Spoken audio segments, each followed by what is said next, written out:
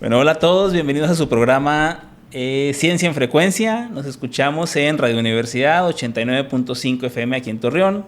Nos escuchamos también en Spotify, Ciencia en Frecuencia, y nos vemos y escuchamos en YouTube, Ciencia en Frecuencia. Me acompaña hoy como coconductora mi compañera Ángeles Espinosa, conductora de verdad, no como yo. Y nos acompaña hoy nuestro invitadazo de lujo que nos va a padrinar hoy, doctor Francisco Urrutia, que ya nos conocemos de atrás tiempo. La patadita de la suerte. Voy a decir. Sí, no, gracias, doctor, bienvenido. No, aquí estamos.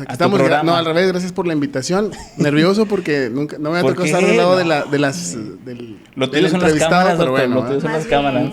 También Ángeles, muy contenta de estar aquí con ustedes, esperando aprender mucho el día de hoy. Mucho de ciencia. Mucho de ciencia y de chisme.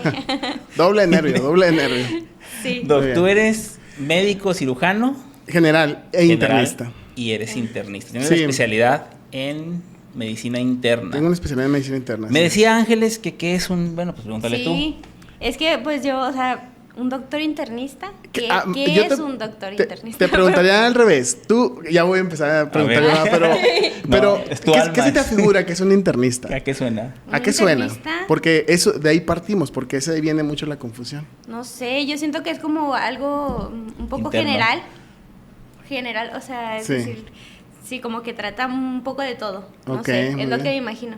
Sí, fíjate que es un problema con el que nos topamos muy seguido y yo creo que eres de las personas que como que más se ha orientado hacia lo que realmente es. Porque te voy a decir que medicina interna ni siquiera los internistas ni los médicos en general tenemos una definición exacta. De hecho, tengo un video por ahí en Facebook donde explico qué es la medicina interna. Y resulta que la medicina interna se definió primeramente por omisión, que es lo curioso. Es decir, todo lo que no es quirúrgico, que no tiene que ver con gine, que no tiene que ver con pediatría, todo eso es medicina interna. Pero a la vez entonces dices, pues es una especialidad, pero entonces esa parte es súper amplia, ¿no? Entonces como que va al contrario de ser una especialidad. Así la definió William Osler, que fue uno de los 4 grandes que fundaron por ahí la Universidad de Hopkins, y mucho tiempo se quedó así, ¿no? Y después nace ya como especialidad la medicina interna. Y básicamente, para no irnos más lejos, dice que la medicina interna es como una especialidad integral del adulto. Y ahí es donde viene otra vez como antiespecialidad. Yo siempre he dicho que es una antiespecialidad porque al decir integral, entonces vuelves a englobar Engloba todo, claro. Y por ejemplo, un cirujano de mano, un cirujano de vía biliar se enfoca en una cosita. O sea, tú no operas, No, para nada. Entonces, pero pudieras hacerlo, porque No. eres médico general. Eres cirujano. Tu título dice cirujano. Sí, fíjate, pero legalmente solo en casos de emergencias. Y legalmente. Legalmente solo en O casos sea, de legal- emergencia. Madre. Ahorita explicamos si quieres eso, pero fíjate, bueno, dice la definición de como que la más aceptada de medicina interna, que es como una especialidad integral del adulto que se encarga del diagnóstico y tratamiento no quirúrgico, y otra vez viene la parte que es como de hacerlo por omisión, de las enfermedades del adulto. O sea, es diagnóstico y tratamiento integral del adulto. Entonces la definición sigue siendo bien vaga. Y ambigua. Ambigua. muy Es, ambigua. y así es. Y aparte se confunde, Sí. porque, digo, para los que no se dedican a esto y los que no tienen ningún conocimiento, con los internos, que Con son los otros. internos. Los internos son, explícanos qué Totalmente son los internos. diferente. El médico interno de pregrado es todos los médicos generales pasan por el internado. Un año que tienen que estar casi todo el tiempo en el hospital. Se le llama médico interno de pregrado. Se conocen como internos, que no tiene nada que ver con medicina interna, es otro rollo. Y que eso es diferente al servicio social también. Sí, un año después van al servicio social, que generalmente se van al campo a investigación.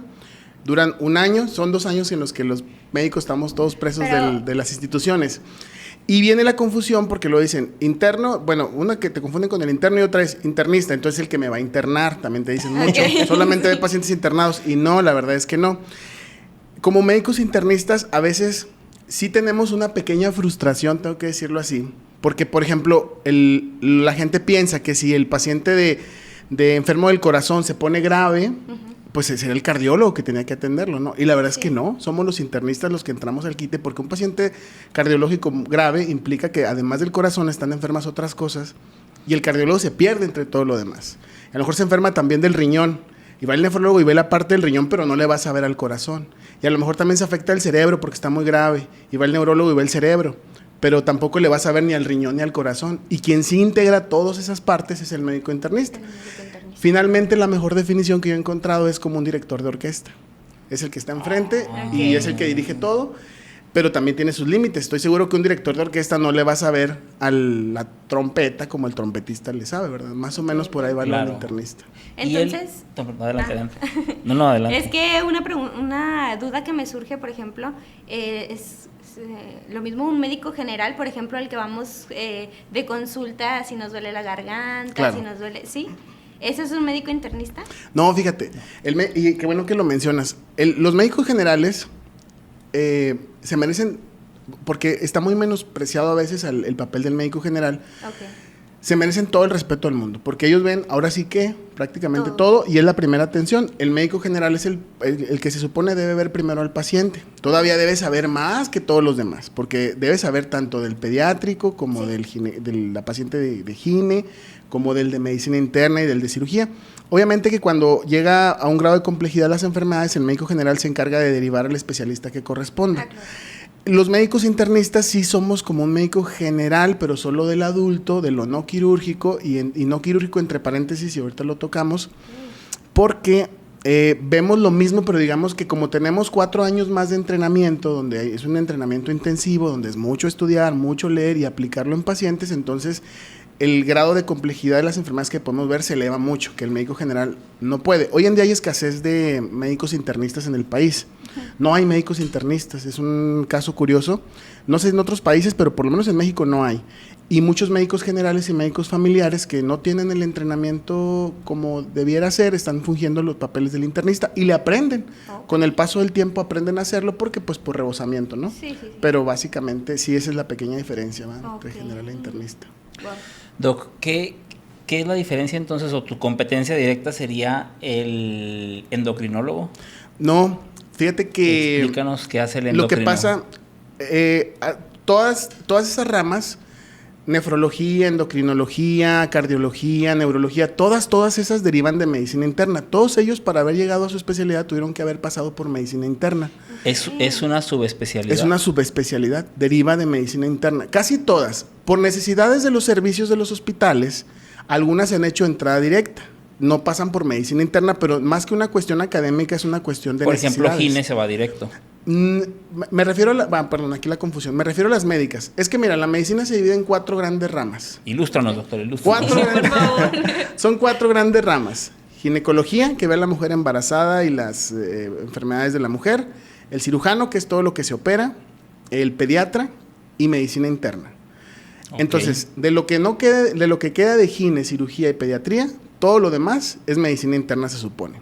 Y de medicina interna, que son, digamos, lo médico, de ahí derivan todas las demás especialidades: nefrología, endocrinología, cardiología, neurología, etcétera. Claro que los quirúrgicos tienen algo similar. Por ejemplo, el neurólogo que opera se llama neurocirujano y él viene de cirugía.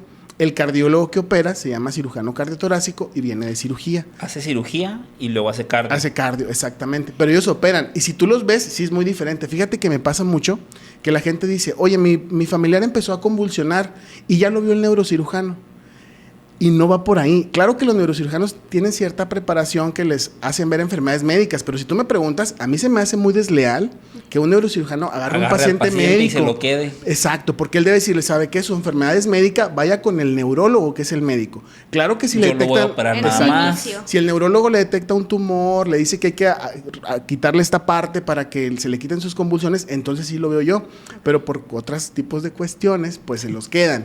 Y con Ay, un saludo para todos mis vamos a amigos. hablar de eso, No, espérate. Esas son las preguntas técnicas, pero vamos a hablar de... Sí, y se los quedan. Y no debería de ser. Yo igual, a mí me llega un paciente, oye, me buscan mucho, como ven ahí, atención a diabetes, pie diabético. Yo a la primera, claro que reviso cómo está su glucosa, le ajusto tratamiento, pero si es algo del dedito, que hay que quitarle un dedo, etcétera, al cirujano. canaliza. Lo mando al cirujano, no Ajá. lo voy a entretener. Claro. Y es mejor trabajar aquí, así se llama trabajo multidisciplinario, ¿verdad? Entonces, respondiendo a la pregunta inicial, no somos como competencia, sino más bien, por ejemplo, vamos a poner el ejemplo más clásico.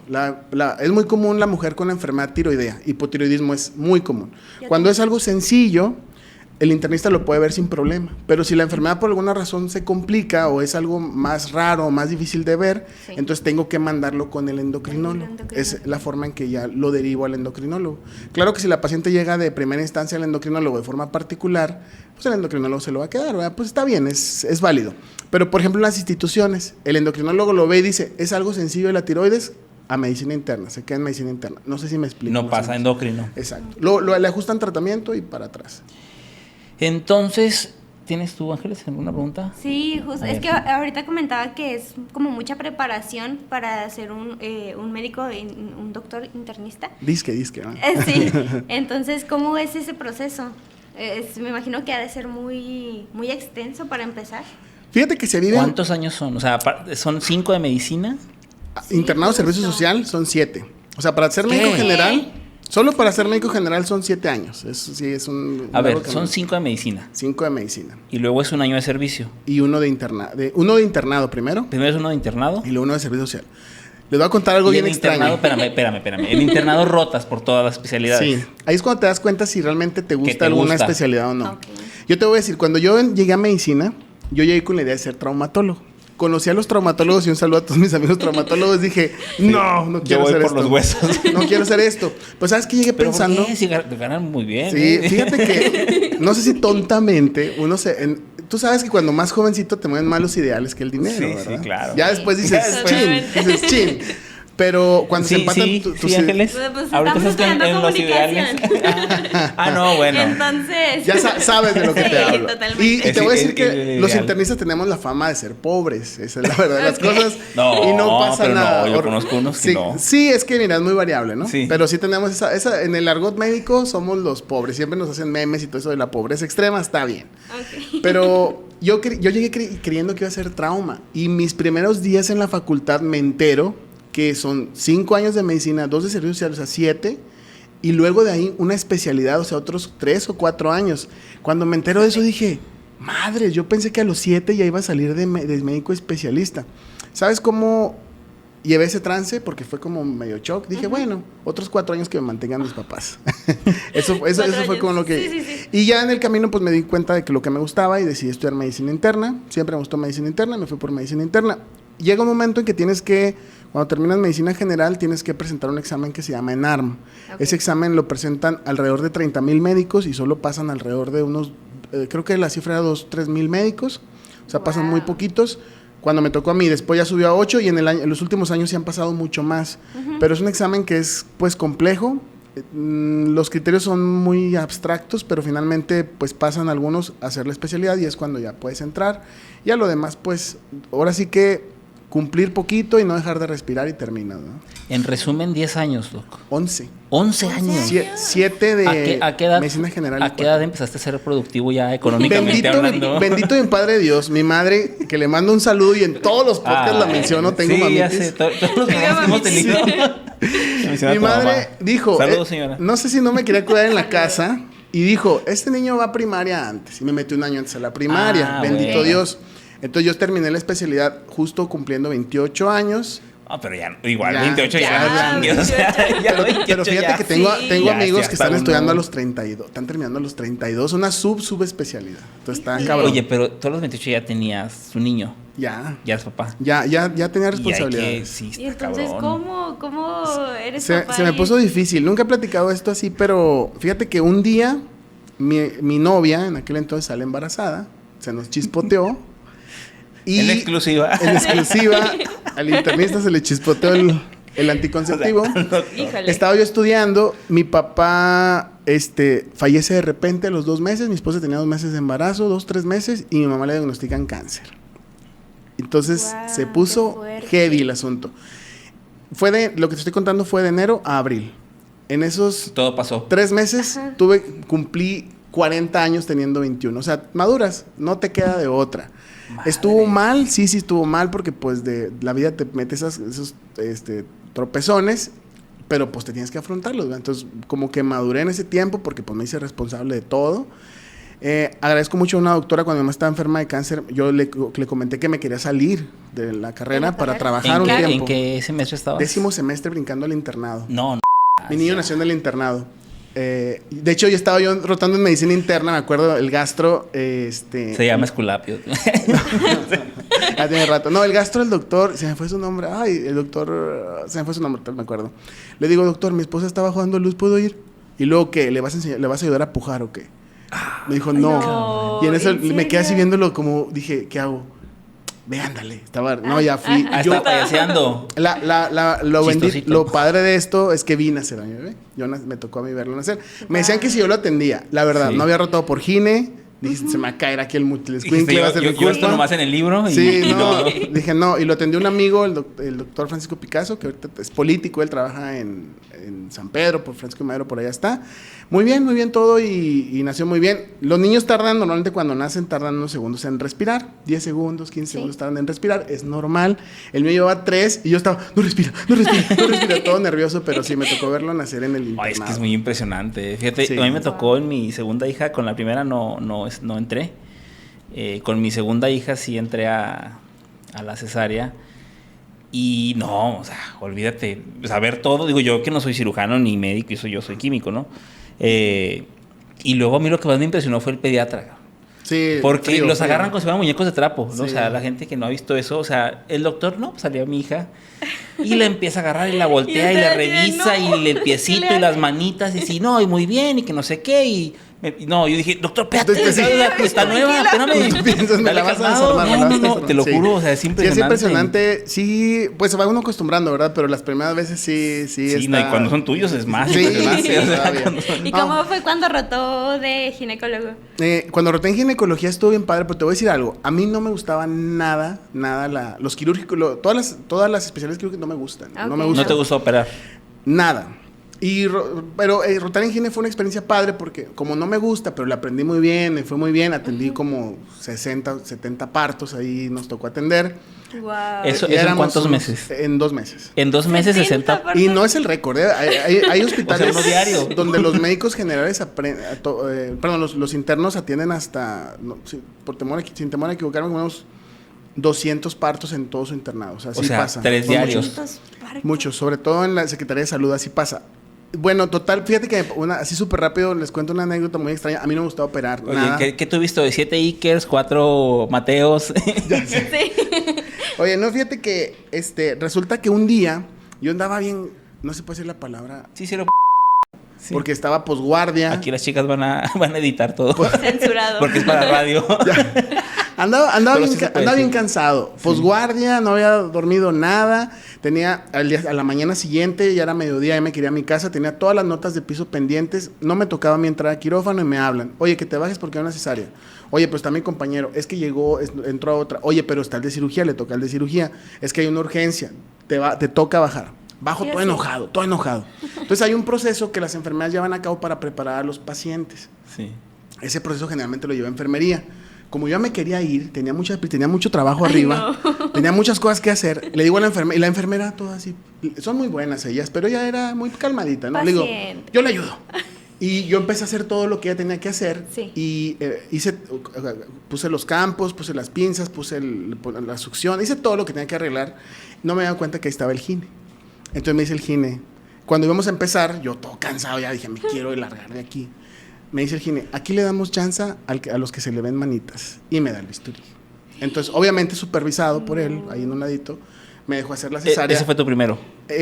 No, ya tenía rato ahí. Ya tenía algunas semanas rotando, Okay. pero no me gustaba. O sea, yo entre menos hiciera ahí en el quirófano mejor. Ajá. Entonces, pero me dice, aquí le damos chance a los que se le ven manitas, me da el bisturí y me dejó hacer la cesárea de piel a piel. Entonces, no voy a negar que fue una experiencia muy bonita. Se siente bien. Pero dije, está bien, primera y última vez como experiencia. Hay un momento cuando ya está llegando el cirujano al útero, donde ya el bisturí está muy cerquita de la frente de los bebés. Sí. Nada más ahí en esa parte me dijo, aquí detente, esto lo hago yo. Solo esa parte la hizo él, ya me dejó sacar el bebé y me dejó cerrar. Y no me tardé mucho. Y al día siguiente me dijo, oye, se te ve madera, deberías hacer gine. Y yo, sí. Primera y última. Entonces, Sí. o sea, hay que tener como ese algo para ser, en este caso, cirujano. Sí, sí, porque Sí. ellos tienen una preparación un poquito más extrema y claro que se enfrentan a... Mira, nosotros vemos pacientes muy graves que los atendemos desde el punto de vista médico, aplicar medicamentos, hacer algunos procedimientos como intubar, poner catéteres, pero lo de ellos es... Una vez me tocó un cirujano... No, y es contra el tiempo. Sí, una vez me tocó un cirujano, el doctor Sotopico, le envió un saludo, que en una guardia en la noche entró a operar una cirugía electiva, era un quiste de páncreas, que es una... Haz de cuenta un quiste que se forma en el páncreas, hay que romperlo, cortarlo, pero ese no se puede abrir a la cavidad, tiene que vaciarse algún lado. Entonces lo que hacen los cirujanos, como está atrás del estómago, abren el estómago, abren el quiste y pegan el quiste al estómago y con el tiempo el quiste se seca. Se llama marsupialización. No sé qué pasó en esa cirugía, que le dio una arteria grande, los chisguetotes de sangre, y yo dije, pero litros y litros. La enfermera asustada, yo asustado, dije, ¿qué? Corriendo. Ya nos vamos. Y el doctor con un temple, a ver, aspírame aquí, aspírame acá, búscala aquí, búscala acá. Claro que se le ve el nervio. Y él es muy, porque ya está jubilado, era muy risueño el doctor, siempre se estaba riendo. Y en esos momentos lo vi serio como nunca. Era otro doctor. Sí. Pero bien atento, y de alguna manera u otra cerró el sangrado. Claro que el paciente muy anémico y todo, pero sin problema sobrevivió. Entonces, esas cosas también ellos tienen sus momentos de mucho estrés. Y es que sí hay que tener nervios de acero para ser cirujano. Fíjate que este sábado que pasó, estábamos en una conferencia con el doctor Treviño. El doctor Treviño, que es uno de los 4 que se ha certificado aquí en Torreón para hacer cirugía robótica con el famoso Da Vinci. Es un equipo, pues un robot que hace cirugía incluso a distancia. Y nos decía, una de las grandes ventajas del robot es la ergonomía, porque tú estás pues en una silla muy cómoda, con tus joysticks, con tus controles, metido en 3D y incluso con los pies controlas los 6 brazos, porque tienes creo que 6 brazos el robot. Dice, pero la gran ventaja, de muchas ventajas que tiene el robot, la precisión, no tiembla el robot, etcétera, es la ergonomía. O sea, que el cirujano esté cómodo durante todo el proceso, porque pareciera que eso a todos lo pasan por alto, pero sí, hay cirugías que duran horas, 12 horas. Imagínate, ¿no? Estás entre empinado ahí con la visibilidad y que te asomas y... Claro. Y como interno... imagínate en próstata, por ejemplo, que la próstata es del tamaño de una nuez y estar ahí y que entre los conductos, o sea, y con el Da Vinci. Pues, ¿no? Como interno me tocó estar ahí... Grupo Ángeles. Ya sé, que nos patrocina. Patrocina los Hospital Ángeles. Oye, me tocó como interno estar en cirugía, sí, o sea, estar posguardia, quedando dormido. Y luego había unas cosas que se llamaban divers. Ya, es la ventaja de este tipo de procedimientos. Eran unas paletas gigantes que te tocaba abrir, era para abrir la piel, que el cirujano pudiera ver. Pero era nomás cosa más incómoda, más cansada, estar 4 horas así, quedándote dormido. 4 horas sosteniendo esa madre. O sea, sí. ¿Pero es haciendo fuerza? Fuerza. Y luego el cirujano te regaña, jálale bien. Sí. Y así va. Entonces, y es nada más el ayudante del cirujano. Sí, solo el ayudante. Y es muy complicado. Por eso sí es mucho respeto a los cirujanos por lo que hacen. Pero a mí no me gusta. Y por ejemplo, en tu especialidad, como dices, también son pues pacientes difíciles, pero que te das el tiempo de analizar el caso, de estudiarlo, de rebotarlo con... No del todo, no siempre. Interespecialidad, ¿no? Porque, por ejemplo, a veces pasa, tal paciente se puso grave, al especialista que le toque, ¿qué tiene en ese momento? Salvo los intensivistas, que también ven mucho este tipo de pacientes, pero el paciente fulanito de tal estaba bien y ahorita ya no nos responde, se está parando el corazón y todo.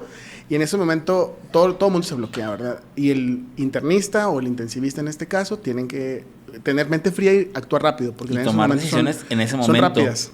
Por ejemplo, en un paro cardíaco tienes... El cerebro puede estar sin oxígeno muy poquito tiempo. Tienes 3 a 5 minutos para resolver el asunto. Wow. En un paro. Y ahí es cuando dices...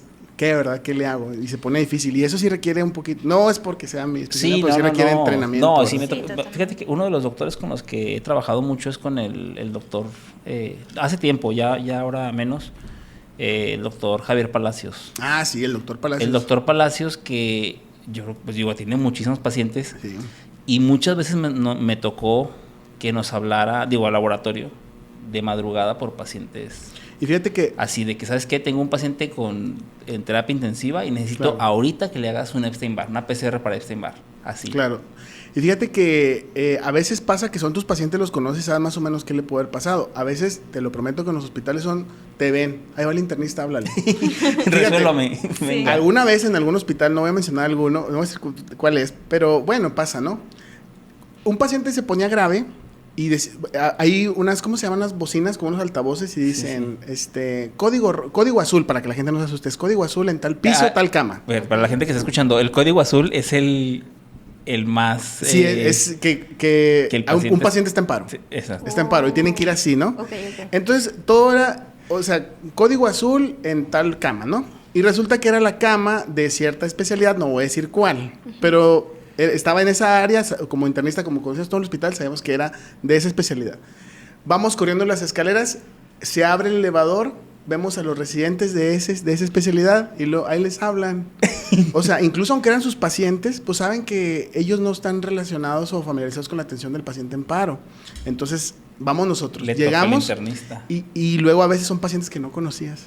No los conoces y en ese momento y no conoces el expediente clínico. No, así es. Y se vuelve importante el trabajo en equipo. De pronto, como éramos varios, pues uno se pone a revisar el expediente, otro empieza a hacer las maniobras iniciales, etcétera, y va sacando conclusiones, pero tienes que hacerlo así, ¿verdad? Y eso sí está pues difícil.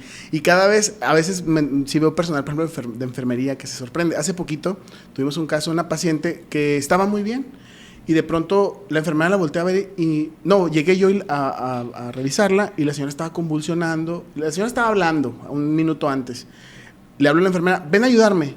Y llega la enfermera y la ve y dice, la acabo de ver y estaba bien. Y le digo yo, tómale un dextroxis, un nivel de glucosa en el dedito. No están las tiras, pásale glucosa. Pero, dice ella, ¿cómo que? ¿Por qué pásale glucosa? Entonces le pasa glucosa y la señora despierta como si nada. Y es muy sorprendida porque dice, ¿cómo supo que era eso? ¿No? Entonces son cositas que la experiencia te va dando y hay ciertos protocolos, ¿no? Totalmente. Pero ella se sorprende como de verla súper bien a verla muy mal y luego ya otra vez bien. Entonces son esas cositas pues que te va dando la práctica, ¿no? Y se ven muy pro y todo ese rollo. Tal vez tenga su complejidad, pero son cosas que nos toca hacer, ¿verdad? Doc, ¿y tú estás ahorita en el ISSSTE? Trabajo en el ISSSTE. ¿Y en la priva? Sí, en medicina privada y en el seguro de permiso, pero ahí andamos también. Ah, ok, sí, estás también en, sí, en el IMSS. En el IMSS, en el las 51, en Gómez. Chapala, sí, así es. Es un hospital de primer nivel. Segundo nivel. De segundo nivel. Y pues lo que explícanos qué son los niveles para los que no... Sí, primer nivel son los médicos familiares, atienden todo lo que es los como... Los hospitales de primer nivel son, digamos, el primer contacto. El primer contacto con el paciente. Ahí consulta. Es parte del primer contacto. Ahí es como que llega el paciente que va por enfermedades comunes. Me duele esto, me duele aquello... y no está grave. Entonces llega con el médico general y se supone que ahí se deben de resolver del 85 al 90% de todos los casos con el médico general. Okay. Y los casos complejos los pasan a un segundo nivel, donde generalmente vemos medicina interna y algunas especialidades troncales, pediatría, gine, cirugía, a veces neuro, gastro, así como general. Tercer nivel. Tercer nivel es cuando los casos ya requieren una atención muy especializada, enfermedades raras, enfermedades que requieren atención especial. Que es como la 71. Como la clínica 71. La 71 es de tercer nivel. De tercer nivel. ¿Y existe de cuarto nivel? No, hasta tercer nivel es hasta donde, alta especialidad. Hasta donde llega. Aunque por ejemplo, hay procedimientos que no tienen todos los hospitales, que se pueden considerar también de alta especialidad, que sí tienen que derivarse a otras clínicas, pero ya son entre terceros niveles, ya ellos entienden. Pero más o menos así es. Entonces, pues ese es el papel del internista, ¿verdad? Que es como, ahora sí que le hacemos a todo, básicamente, a todo lo que sea del adulto, de los niños y de los perritos a veces, porque me ha tocado que me lleven perritos a consulta. Me ha tocado que, por ejemplo, los niños cuando ya están grandecitos, los pediatras también a veces le batallan. Sí. Y me ha tocado ir a valorar, que el pediatra me hable, oye, ¿me puedes ayudar con un paciente? Y si nos pasa, porque a veces como ya están grandecitos ya le batallan un poquito. Y justamente hablando ahora de las especialidades, me surge la duda. Pero vamos a corte. Va. Sí. Muy bien. Vamos a corte, nos quedamos en un programa de radio. Ya, está bien. Y regresamos ahorita. Excelente.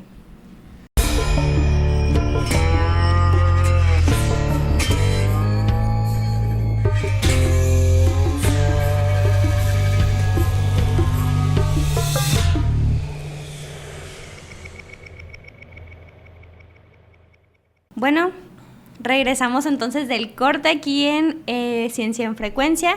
Nos encontramos con el doctor Francisco y también acá mi compañero, el doctor Jorge Aro. Nos escuchamos en Ciencia en Frecuencia 89.5 FM aquí en Torreón, Radio Universidad. Nos escuchamos también en Spotify. Ciencia y en Frecuencia y nos vemos y escuchamos en YouTube. Muy bien, Ciencia en Frecuencia. Ciencia en Frecuencia Denos igual. like y síganos y todo eso que se hace. Sí, por favor. Muy bien, muy bien. Doctor, bienvenido otra vez. Aquí estamos, Después aquí estamos. del corte, el doctor se dio un... Es lo que hacemos los internistas. Oye, mira, nada más como nota cultural, que no tiene que ver ni con la entrevista ni con nada, sobre esto de las malas palabras y de pronto decir, digo, se va a censurar esto que estoy diciendo, obviamente, pero digo, sobre todo porque... Sí. Pero desde 2019, un dato cultural, la Suprema Corte de Justicia de la Nación determinó que el lenguaje no es normativo. Claro. Es y decir, esperado. no existe tal cosa como hablar bien o hablar mal. Las malas palabras no pueden ser objeto de una sanción, multa o lo que sea, aunque se digan en televisión, radio. Por eso ahora en televisión y en radio ya se pueden decir malas palabras, o digo, no existen las malas palabras, existen palabras que son correctas o incorrectas en un contexto. Por ejemplo, en ciencia, tú escribes un artículo, no puedes poner ahí, esa mañana me levanté muy contento. No, porque es un artículo científico, tienes que poner datos técnicos, ¿no? Claro. Entonces, el uso del lenguaje es lo que determina, digamos, lo correcto o incorrecto, pero no hay tal cosa como hablar bien. Bueno, tú sabes mejor de esto. Pues en comunicación sí el chiste es comunicar, ¿no? Es claro. Sí, pues, o sea, comunicar lo que nosotros dar queremos. El mensaje, y en ese sentido, pues, sí. Digo, el programa es de un corte muy relajado, no tenemos que hablar como... Sigo a un lingüista que me cae gordo, porque dice las cosas preparándose un té y así medio pegante. Sí, ya sé quién es, sí, Pero, yo no, me cae, soy su fan. Sí, pero sí, el otro día dijo un comentario muy cierto, dice, bueno, he sabido que la lengua está viva, evoluciona y de hecho nos construye la realidad del lenguaje, ¿verdad? Claro. Pero dice él, creo que fue el que se lo escuché, que el lenguaje evoluciona gracias a los que no saben hablar. Porque si todos hablábamos correcto, el lenguaje así quedaría ahí. Así quedaba. Entonces eso es muy interesante. Sí, no. Porque siempre andamos corrigiendo a las personas. Y la verdad es que no debe de ser. Y por ejemplo, si te fijas o si platicas tú con tu abuelito o una persona mayor, no habla igual que nosotros. Sí. O sea, va a través del paso del tiempo, el lenguaje va evolucionando y es parte importante del lenguaje la evolución. A mí me da mucha risa la gente que de pronto ahora, no sé, que con ciertos cambios en el lenguaje que ahora se dice todes o así. No, es que están deformando el lenguaje. Es que el lenguaje debe deformarse. Claro. Sí, o sea, claro. Como decimos hoy hot dog, como decimos hoy guacha, ¿no? O sea, el tiempo nos va a decir si el tode se queda o no se queda, sí, ¿verdad? claro, Pero, y si se usa. O sea, si se usa, se queda. Y si no, pues se va a ir. No, y se va a ir sí, y claro, listo. se va a transformar. Totalmente de acuerdo. Bueno, pues regresemos a la medicina. Me quedé con una pregunta. Con varias. Con varias. Primero que nada es que estábamos tocando el tema de las especialidades, ¿no? Sí. De como los niveles. Me surge la duda de ¿qué especialidad es la que gana más? ¿Qué Sí. Para los que están ahorita estudiando medicina, sí, ya dijo ahorita que sepan a qué le Fíjate tiran. que sí hay sus estadísticas y creo que son los ortopedistas los que les va mejor. Los traumas. ¿Ortopedistas? Los traumas son a los que les va mejor. Por ahí vi alguna que Pero, por decía ejemplo, que los plásticos. sí. Pero fíjate que también en el gremio se sabe que los traumas les va muy bien. Obviamente hay cirugías, hay especialidades que sí son como más, como que tienen la fama de que les va mejor, cirugía plástica, oftalmo también, porque son especialidades quirúrgicas y las cirugías, por ejemplo, no va a ser lo mismo quitar una vesícula que poner unas boobies, por ejemplo, o hacer una cirugía estética. O también las cirugías bariátricas y la manga gástrica, eso claro, se que cobra. una es una necesidad y la otra ya es como más... Sí, y al ser una vanidad, ajá, a lo que le alcanza, hasta donde tope lo que puedan pagar, ¿verdad? Justo. Ahora, lo que sí tengo que decirle a los médicos en formación, y esto sí la estadística, ¿quién gana más? Ahí está en internet, y no somos los internistas, desgraciadamente, aunque... ¿En qué lugar están? Definitivamente. No lo sé, fíjate. Pero lo que sí que hay otra tabla muy interesante que es de depresión, que especialistas se deprimen más. También los quirúrgicos estaban bien y había no recuerdo exactamente los lugares, pero sí, medicina interna no era tanto, pero sí estábamos en los de arriba, pero no tanto. Mira, voy a hacer un comentario muy polémico, pero sí las especialidades tienen sus características. Sus características y tienen sus estereotipos. Sí. Por Claro, ejemplo... por algo nacen los estereotipos. Sí, yo me negaba a creer eso, pero sí. Es que no, sí es cierto. totalmente. Por ejemplo, yo conozco varios patólogos y es muy, muy sabido que los patólogos tienen un carácter Sí. muy así. ¿Qué son los patólogos? ¿Qué son los patólogos? Son doctor? médicos que no ven pacientes, solo ven pedazos de pacientes. Cuando te quitan una muestra de algo, Ok. te toman una biopsia que te quitan un tumorcito, una lesión de la Un piel o lunar o algo, algo. lo mandan a analizar. El, Ok. el que lo analiza es un médico especialista que se llama patólogo. Él solo Que se ve dedica patologías. a ver en el microscopio los Muy bien. tejidos y a teñirlos y ponerles cosas para ver qué es, porque no todo es tan sencillo saber Por qué es. ejemplo, doctor, ¿cómo se llaman los que anestesiólogos? Ajá. ¿Qué fama tienen los anestesiólogos? De que les gusta mucho el La- Spotify. No, el Spotify. Son los que deciden qué música se ponen en el quirófano. Le Pues contestan sí. las llamadas al cirujano y deciden qué música hay. Y sí hay por ahí alguna tendencia que lo tengan consumo de algunas Sí, yo he sustancias. escuchado mucho de los anestesiólogos. Pero ojo, no, los que ponen la anestesia. como o sea, todo no se generaliza, ¿verdad? Claro que hay los que... los Pero que tienen no, esa pero fama. Claro. Tienen esa fama que... Ha habido sus casos. El tema es muy escabroso. No, te decía que... No, hay muchos. Lo que sí me gustaría decirle a los médicos que están en formación es que sí tienen que balancear muy bien la parte. Cuando vayan a decir qué especialidad tomar, tienen que balancear muy bien la parte de lo que les gusta hacer y algo que les reditúe. Porque si te vas solo por lo que te reditúa, puedes terminar tu vida haciendo algo que no te gusta y no hay nada peor que eso, definitivamente. Justamente. Absolutamente. Y la otra parte es que también, por ejemplo, por decir, ¿verdad? Si te gusta medicina interna, te gusta un poquito, no sé, la endocrino. Mis pacientes quieren sacar cita con el endocrinólogo y tienen cita, le dan cita en 6 meses, que quiere decir que están llenos de consulta. Psiquiatría, endocrinología, tienen llenas sus agendas. Entonces también por ahí que le busquen lo que les gusta, pero también le busquen a lo que les reditúe. Y claro que que si te tengan gusta- campo también. Y que sí, Sí. y claro que si te gusta la cirugía plástica y pues deja, pues ya, pues vete por ahí, eres bendecido de Dios porque te gusta lo que deja. Pero si te gusta lo que no deja también. Ahora, no es lo más importante, porque como sabemos hoy en día, y lo platicamos en otro podcast, con todo respeto para los que venden hamburguesas y tacos, ¿verdad? Pero tú sabes que conocemos taqueros y hamburgueseros ganan que no más que un estudiaron doctor. nada y que les va mejor que cualquier sí. doctor. Entonces, lo mejor a veces es saber jugar el juego de la vida y muchos estamos medio mensos en eso, ¿verdad? pero lo que dijiste ahorita, o sea, hacer lo que te gusta, es Claro. muy, muy importante. Yo voy a platicar una anécdota, creo que no lo habíamos dicho, al menos en este programa.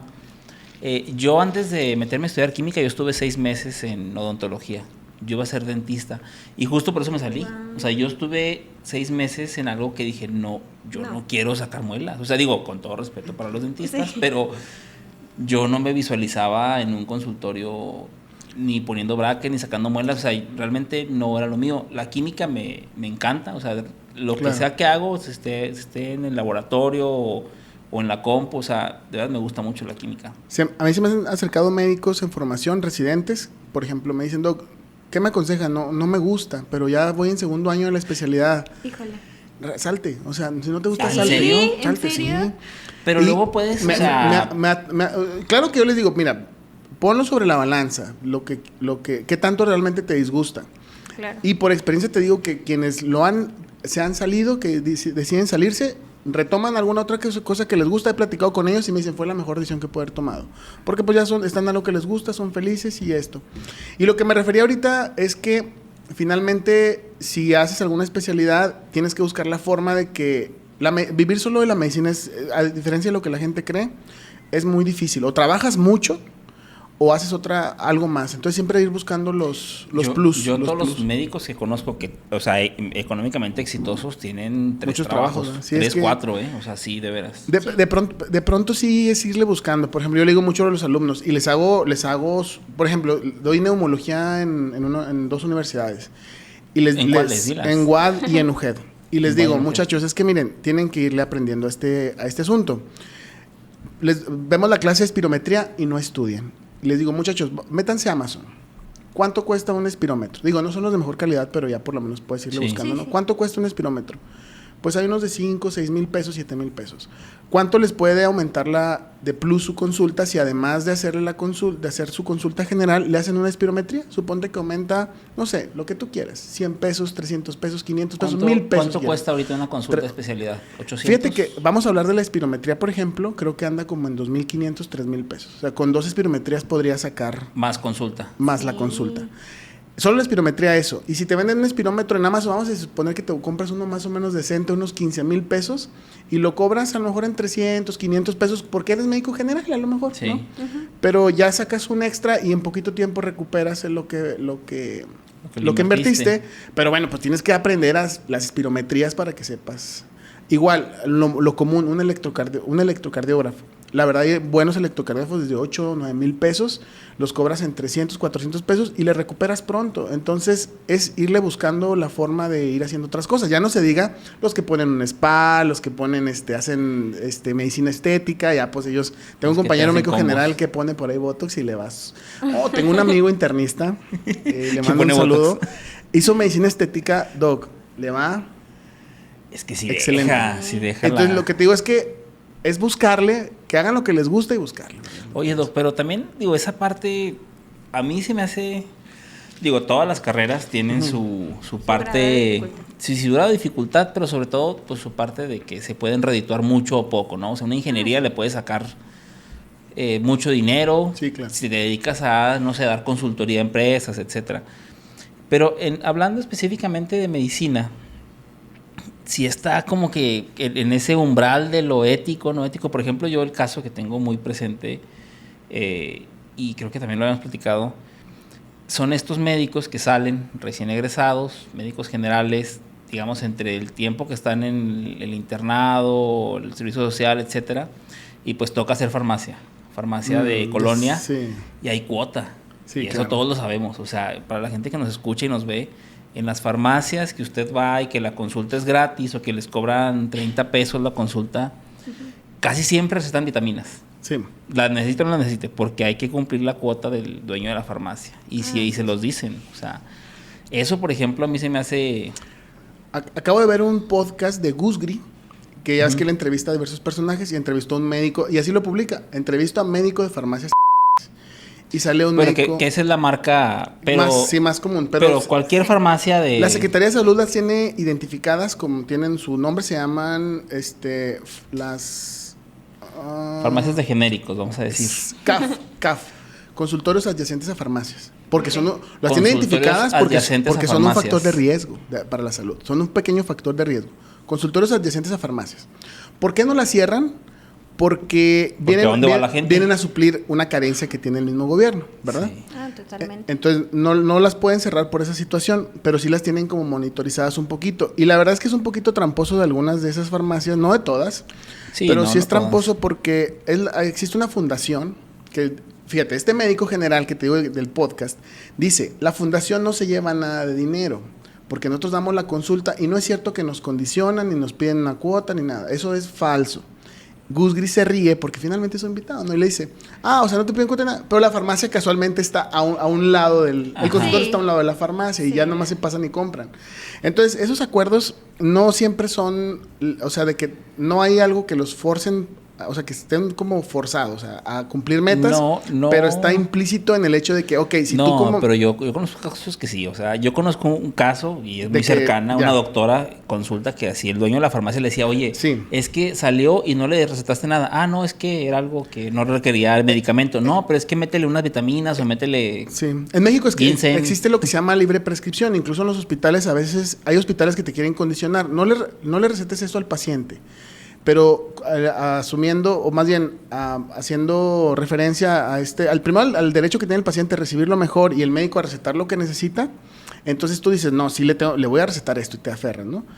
Y los médicos de farmacias, de este tipo de farmacias, también pueden decir, no, es que si no necesita no le voy a recetar. Sí, pero claro, ¿qué va a final pasar? de cuentas. Que como hay muchos médicos, pues al rato, ¿sabes qué? Mejor ya no te hablo. O sea, simplemente ya no te hablan. Oye, va a cubrir otro. Ya es que es el caso. Por ejemplo, esta persona que te digo, obviamente no la voy a mencionar, vamos a decir, señora N, doctora N, no. Ella decía, por ejemplo, en el otro turno había otro doctor que era muy buen doctor porque se la pasaba platicando con las pacientes y a todo mundo le estaba lo mismo, vitaminas. ¿No? Entonces llegaba una señora de que no, es que ando bien cansada y no, señor, unas vitaminas, vámonos. Y pues vendía muchísimo. O sea, la farmacia ganaba mucho con ese doctor y la gente lo quería mucho. Sí, claro. Porque además platicaba con ellos y les daba la chida, ¿sabes cómo? Y a ella no la querían. A mi amiga... Porque no la doctora N. No, porque, o sea, les decía la verdad. ¿Sabe qué, señora? No vaya a un hospital. Okay. O sea, lo que usted trae no es de vitaminas. No, pero es que me voy a esperar mejor el otro doctor, porque el otro doctor sí le sabe. Y pasa a todos niveles, ¿eh? Porque, por ejemplo, a veces el paciente viene como pidiendo, no solo las farmacias, a veces el paciente quiere, por ejemplo, es típico el niño, la mamá que quiere que antibiótico. Si no le das antibiótico, dice, voy con otro doctor. Sí, y no sí. lo vuelves a ver. Sí. Entonces el médico sí entra en esa dilema de o te quedas Sí. con el paciente así. Yo pienso que hay que saber mediarlo. Porque, digo, para las farmacias no, ¿verdad? O sea, sí vender Sí, no, por vender no. sí, vender por vender Pero no. también el paciente, por ejemplo, si trae tal o cual problema y sé que a lo mejor él con todas sus esperanzas quiere unas vitaminas, se las das con tal de que se tome el tratamiento. Sabes que el riesgo es mínimo de las Sí, vitaminas claro. y lo puedes usar, No le va a pero hacer siempre está el daño. dilema. Si ves que está aferrado, que quiere un tratamiento, por ejemplo, la semana pasada había una paciente que quería... Paciente N. Paciente N. Le digo, señor... No, no. Ahí le metes el... A fuerza quería que le transfundiera a su paciente y su paciente no requería ninguna transfusión. Una transfusión de sangre. Porque ellos Transfusión. en su conocimiento, en lo que ellos creen es que la transfusión le va a ayudar en algo. Ellos tienen ese conocimiento. Entonces, tienes que ir como lidiando con esas cositas, tienes que aprender a manejarlas. Cuando estás todo verde, te lo prometo que pasan pacientes que sí te convencen Doctor, de hacer las cosas. Justamente hablando de estos pacientes problema, cuéntenos una anécdota específica del peor paciente que haya. Peor el más paci- difícil. El más Sí. difícil que hayas tenido. Así Difícil que, de caso. ¿de Así caso? de que digas, yo soy Doctor House aquí. Sí, justo. Ah, O sea, tu hubo- caso más difícil que hayas tenido. Difícil de complicado, de De complejo. complicado, sí. Complejo, Sí. fíjate que es que ha habido varios, no te podría decir alguno, pero por ejemplo, han sido Uno que nos muchos. Un ejemplo, platiques. sí. ¿Qué será? Tuve un paciente que llegó porque se cansaba, él era mecánico y empezaba a ver doble mientras estaba trabajando y se Ok. mareaba. Y entonces le hicieron una tomografía por fuera y salió con una, por así decirlo, una embolia, pero venosa. Como que eso no tenía mucho sentido, estaba medio dudosa. Y luego después el paciente decía que le dolían los chamorros, empezaba a caer y estuvo bien raro. No sé cómo de pronto a mí se me ocurrió preguntarle si... Adenoleucodistrofia. Justo. No. No eso, pero va por ahí. Le preguntamos si... Él empezó a decir que batallaba se cansaba al peinarse. Se cansaba al peinarse y dije, ya sé por dónde va. Un paciente con miastenia gravis. La miastenia gravis es una enfermedad donde las sustancias que hacen que tus músculos se contraigan, porque son señalizadores, se agotan rápido, no funcionan y los músculos se van debilitando. Solo que generalmente los pacientes empiezan con mucha fatiga, los párpados empiezan a caer, empiezan a cansarse, pero él empezó con síntomas bien diferentes. Ese fue un caso. Nos tocó otro, por ejemplo, un pacientito joven. Tú eso lo diagnosticaste con pura clínica. Tienes que confirmarlo. ¿Con qué? Veo un Sí, TikTok, ¿con qué vi un TikTok específico? que dicen médicos en 1800. Tú tos por tu característica de la tos y la fiebre cuaternaria, claramente tienes una tuberculosis. Médicos en el 2024. Yo sé que las tres pruebas de tuberculosis están positivas, pero aún así Hay me que hacen falta confirmar. cosas para confirmar. Sí, pues hoy la medicina nos obliga a confirmar. Se hace un estudio que se llama electromiografía, donde se le hacen al paciente ciertas pruebas. Básicamente es fatigarlo. Le hacen pruebas moviendo las manos y luego le miden la conducción y disminuye con el movimiento y se confirma. ¿Pero a qué especialista se analiza esta? A neurología, ellos los ven neuro. Neurología, Los ven neuro, ok. pero por ejemplo esos pacientes, ese paciente luego me buscaron, lo mandé a neuro y ya le dieron tratamiento, anduvo muy bien. Luego me buscaron y me hicieron ir a verlo a domicilio, me pidieron mucho que fuera a verlo porque estaba mal, no sabían por qué. Voy y lo voy a su casa lleno de secreciones, estaba muy joven.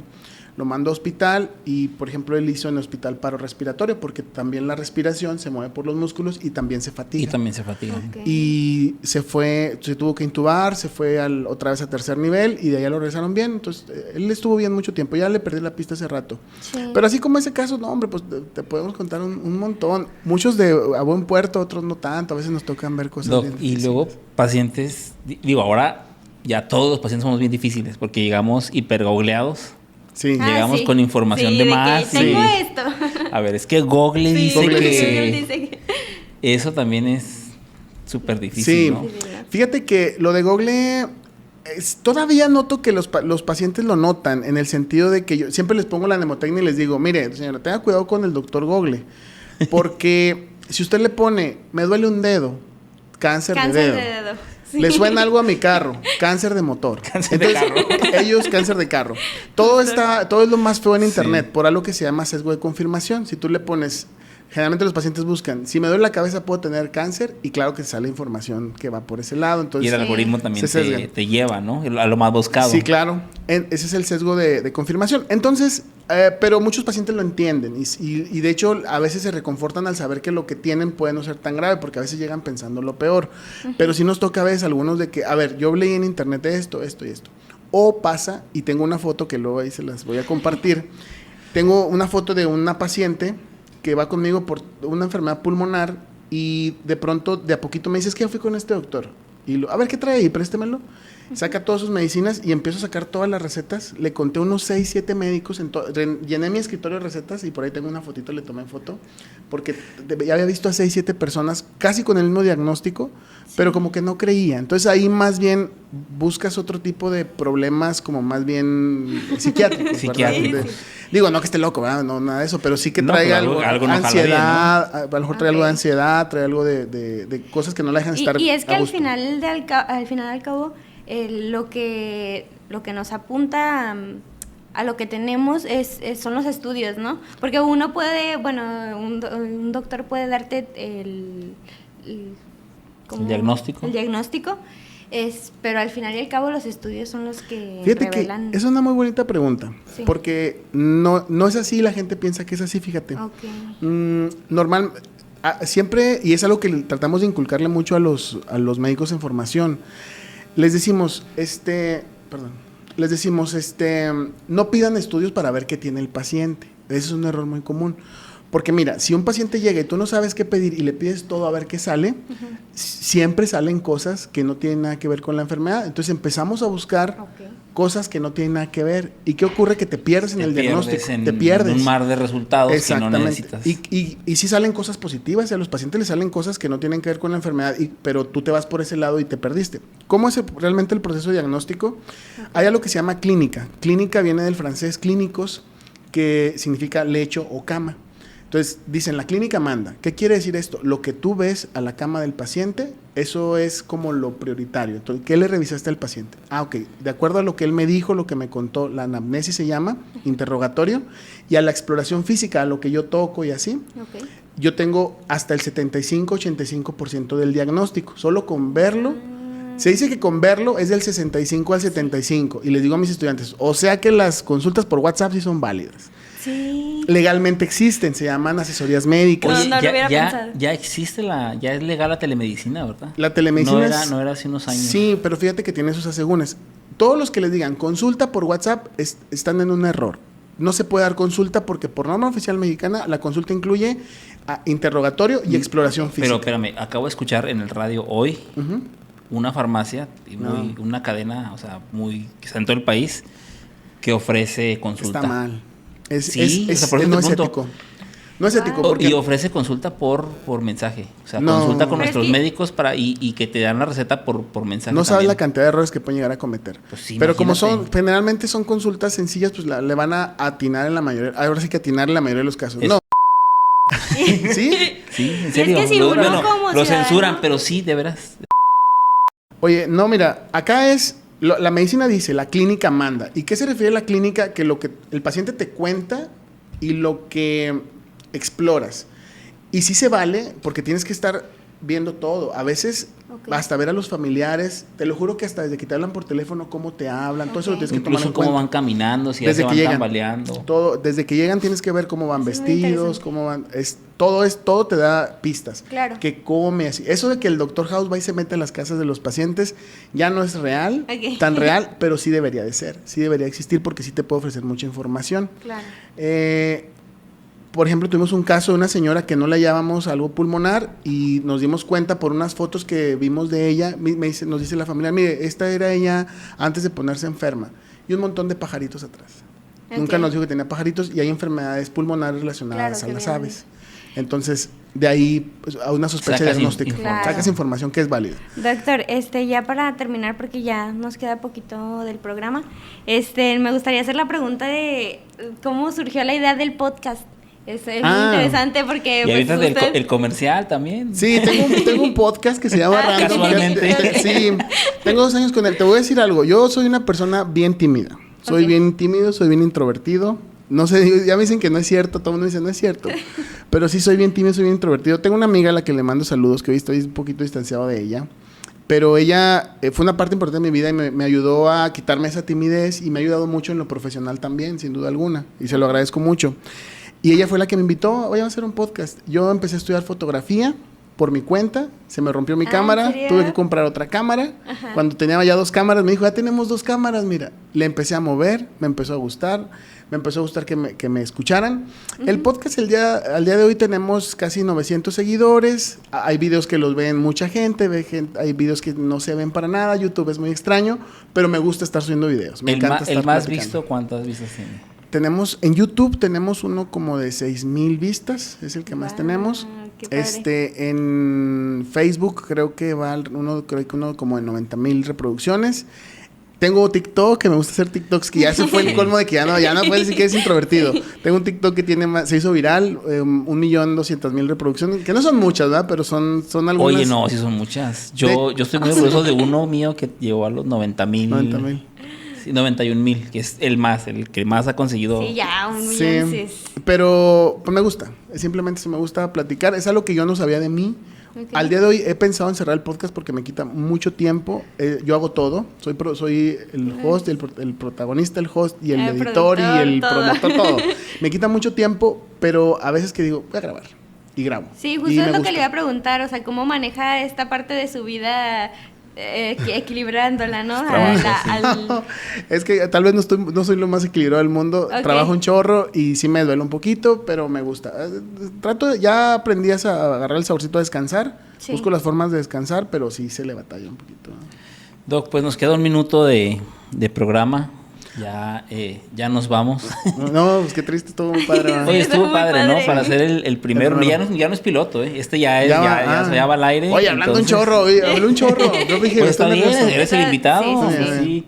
Pues nada, yo quiero agradecer al doctor Francisco Urrutia por ser nuestro primer invitado al programa. Gracias. Ángeles Espinosa, nuestra conductora estrella, muchas gracias. Y bueno, pues a todos los que nos escuchan en Radio Universidad 89.5 aquí en Torreón, en Spotify, en YouTube. Muchas gracias a todos y pues nos seguiremos viendo la próxima semana. Nos vemos.